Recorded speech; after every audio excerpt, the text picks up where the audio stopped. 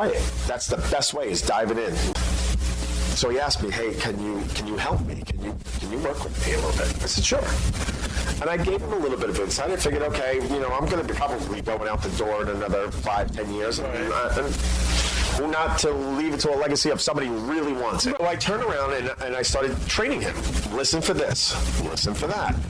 Know that if you got harmonics that are clashing, don't bother whether because if you got a horn on this one and you got violins on this one and they're just not the same genre or they're not the same effect. I was helping him to understand that and to kind of get him into a flow.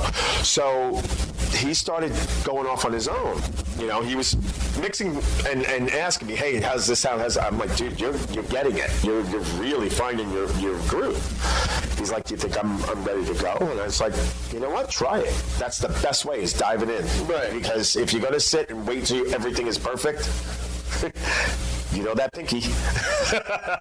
It's going to happen, and you're going to have to jump back on your feet. Yeah. Because if you crash and burn and then just put your head down in shame, you're done. You have to turn around and, I meant to do that. Right. And smile. I meant to do that. So he went out and he started doing his own thing. And from what I remember, I haven't been in touch with him for a long time, but from what I remember, maybe 6 years ago, he was doing techno, like he was getting that big volume. That to me is like, that's awesome.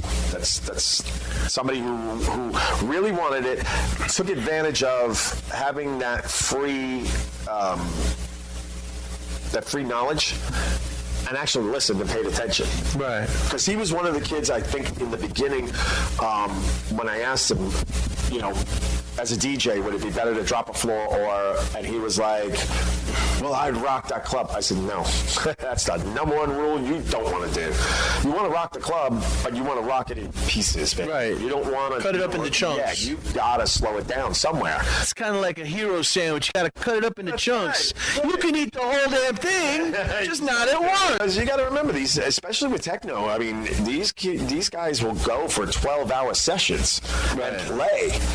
And you got somebody dancing for 12 hours, they're going to be dehydrated. Not only that, they're going to pass out. They just exerted a whole lot of energy. But if you got a dance floor packed, you want the people that didn't get on the dance floor to be able to get on the dance floor. You want to cycle them in, Yeah. You want to give everybody a shot.